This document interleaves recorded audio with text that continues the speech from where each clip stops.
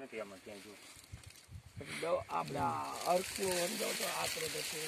બે વાર જીવામૃત છંટકાવ કર્યો છે, 2 વાર પીએચ સાથે પાયું છે ને ઓગસ્ટ મહિનામાં અગ્નિઅસ્ત્ર માર્યું હતું ને ખાટી છાસ જીવામૃત આરે માર્યું હતું. એ રીતના 15 દિવસે પૂનમ અમાવસના દી પર ચાલુ જ હોય.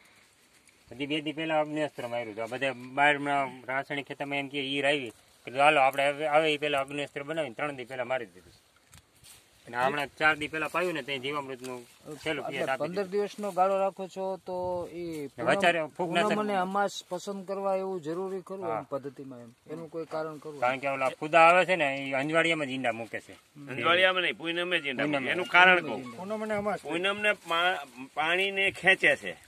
પૂનમ ના માસ તમે જો દરિયામાં ભરતી આવે છે, એને કોઈ ઝાલતું નથી ભરતી. નકર પાણી એટલે પૃથ્વી ઉપરનું જેટલું પાણી છે એટલા બધાને ખેંચે છે. આપણે દરિયાનું દેખાય છે. આ વનસ્પતિમાં પાણી જે હોય તળિયામાંથી એ ખેંચીને ઉપર લાવે એટલે કોળ આવે.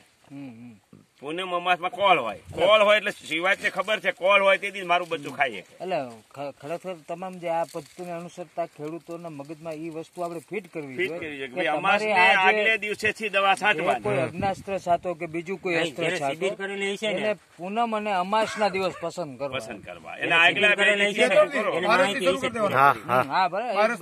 દિવસે બારસથી પૂનમ છાંટી દો એટલે પછી આમાં જીવાત આવે નહીં. જીવાત નો એવો છે કે વણની ઈળ છે, વણની ગમે ત્યાં ઉડતી હોય લીમડામાં વણ ઉપર જ ઈંડું મૂકે.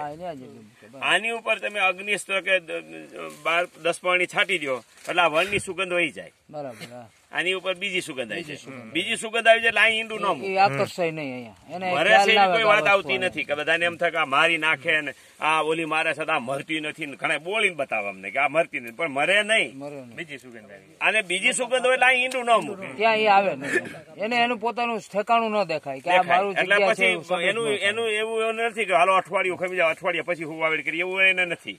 ઈંડું પાર આવ્યું આ ન મૂકીએ કે ગમે ત્યાં જમીનમાં ફેલ કરી નાખે છે એટલે એનું ઈંડું ફેલ થઈ જાય છે.